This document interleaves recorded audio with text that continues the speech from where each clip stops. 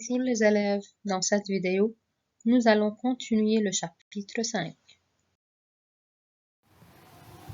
Ouvrez tous s'il vous plaît vos livres à la page 72 pour expliquer la différence entre cation et anion. Gaz rare. Ce sont les éléments qui appartiennent à la dernière colonne. Regardez le tableau périodique. Les éléments de la colonne 18 sont l'hélium, le néon, l'argon et le krypton. Ils appartiennent à la colonne 18.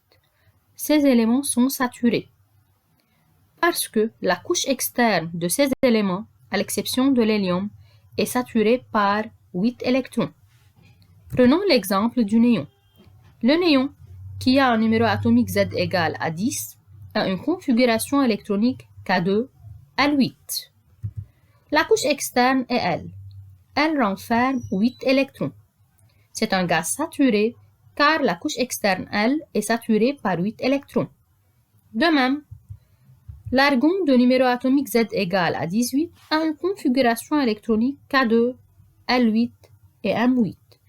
C'est un gaz saturé parce que la couche externe de cet élément qui est M renferme 8 électrons. Elle est remplie par 8 électrons. Donc la couche externe est saturée par 8 électrons. Donc on peut dire que l'argon est saturé. Mais faites attention les élèves. L'hélium dont la couche K est saturée par 2 électrons. Parce que le numéro atomique de l'hélium est 2. Sa configuration électronique est K2. Et la couche K peut contenir au maximum 2 électrons. Donc l'hélium est aussi un gaz saturé. Je passe maintenant à la formation d'un cation.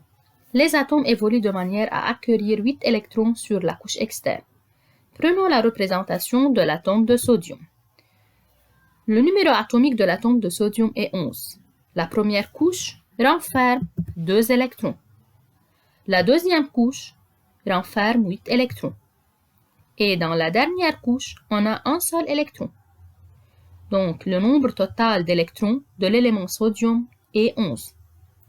On a deux possibilités. Ou bien cet atome doit perdre 7 électrons pour devenir stable, ou bien il doit gagner 7 électrons pour qu'il soit saturé. Alors, il est plus facile de perdre cet électron périphérique. Et il se transforme en ion de sodium stable. Ayant 10 électrons. La représentation de l'ion de sodium est formée de deux couches d'énergie. La première couche renferme 2 électrons et la deuxième couche renferme 8 électrons.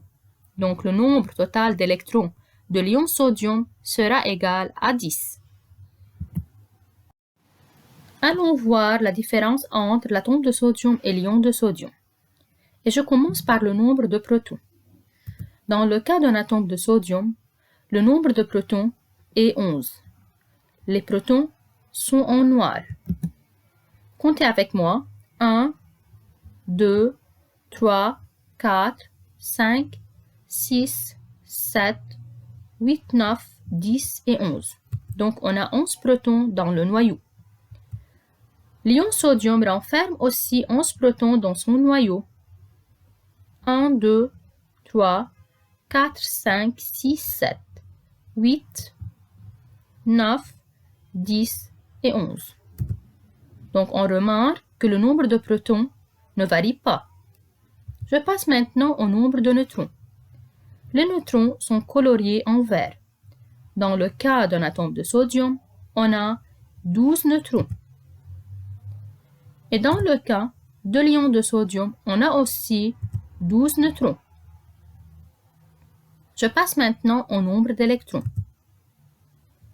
L'atome de sodium contient 11 électrons.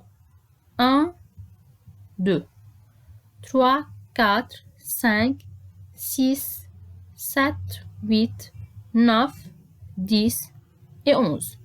Donc, on a 11 électrons. Mais faites attention, l'ion de sodium contient seulement 10 électrons.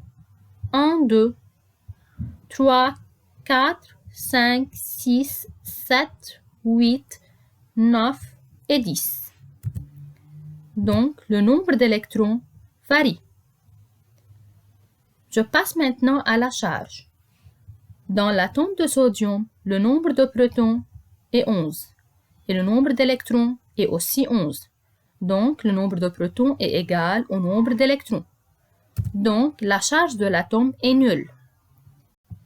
Mais, dans le cas de l'ion de sodium, on a 11 protons dans le noyau et on a 10 électrons dans le nuage électronique. Donc, la charge est plus 1. Et on écrit dans le cas de l'atome de sodium Na, mais dans le cas de l'ion, faites attention, on écrit Na+. C'est un ion chargé positivement. La représentation de la formation est la suivante. Na se transforme en Na+, mais en perdant un électron. Il perd un électron pour se transformer en ion chargé positivement.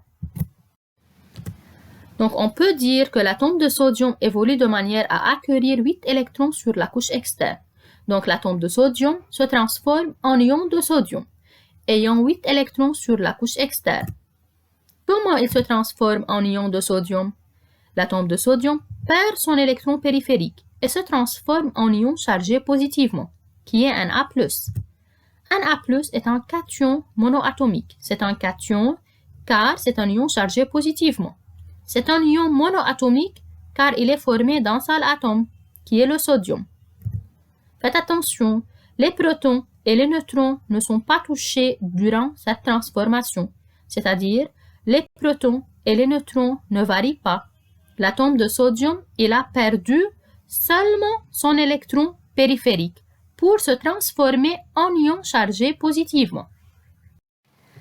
Je passe maintenant à la formation d'un anion.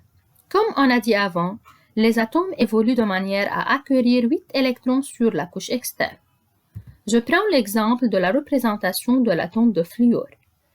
Le numéro atomique de fluor est 11. La première couche d'énergie renferme 2 électrons et la deuxième couche d'énergie renferme 7 électrons. Donc, on a deux possibilités. Ou bien l'atome de fluor doit gagner un seul électron pour devenir stable, ou bien il doit perdre ses 7 électrons pour devenir stable. Alors, il est plus facile de gagner un électron. Il gagne un électron et il se transforme en ion fluorure stable, ayant 10 électrons. L'ion fluorure renferme 10 électrons, donc c'est un ion stable. Dans ce tableau, on peut bien remarquer la différence entre l'atome de fluor et l'ion fluorure. Je commence par le nombre de protons. L'atome de fluor contient 9 protons. Les protons sont coloriés en noir. On a 9 protons. Comptez avec moi. 1, 2, 3, 4, 5, 6, 7, 8 et 9. Donc, le nombre de protons est 9. Le noyau de l'ion fluorure est constitué aussi de 9 protons. On a aussi 9 protons. 1, 2, 3, 4, 5, 6, 7, 8 et 9. Donc, on peut bien remarquer que le nombre de protons ne varie pas. Je passe maintenant au nombre de neutrons. Les neutrons sont coloriés en vert. Dans le cas de l'atome de fluor, on a 10 neutrons. Et l'ion fluorure contient aussi 10 neutrons. De même, le nombre de protons et le nombre de neutrons ne varient pas. Je passe maintenant au nombre d'électrons. Dans le cas de l'atome de fluor, on a 9 électrons. Dans la première couche d'énergie, on a 2 électrons. Et dans la deuxième couche d'énergie, on a 7 électrons. Donc, le nombre total d'électrons est 9. Mais faites attention, les élèves, dans l'ion fluorure, on a 10 électrons. La première couche d'énergie contient 2 électrons. Et la deuxième couche d'énergie est saturée par 8 électrons. Donc, le nombre total d'électrons est 10. Pour la charge, l'atome est électriquement neutre. Donc, la charge est nulle. Mais la charge de l'ion fluorure est moins 1, car on a 10 électrons et 9 protons. Dans le cas de l'atome de fluor, on écrit F, mais dans le cas de l'ion fluorure, on écrit F-. La représentation de la formation est la suivante. F qui est l'atome de fluor, gagne un électron, c'est-à-dire plus un électron, et il se transforme en ion chargé négativement, qui est F-.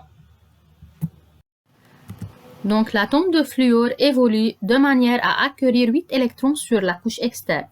Donc l'atome de fluor, il a gagné un électron pour devenir stable et pour acquérir 8 électrons sur la couche externe. L'atome de fluor gagne un électron et se transforme en ion chargé négativement, qui est F-. F- est un anion monoatomique. C'est un anion car c'est un ion chargé négativement. Pourquoi F- est un ion monoatomique? Car c'est un ion formé d'un seul atome. N'oubliez pas que les protons et les neutrons ne sont pas touchés durant cette transformation. Toujours, le nombre de protons et le nombre de neutrons ne varient pas. L'atome peut perdre ou bien gagner seulement d'électrons. Et c'est tout pour aujourd'hui. Merci pour votre attention et à bientôt.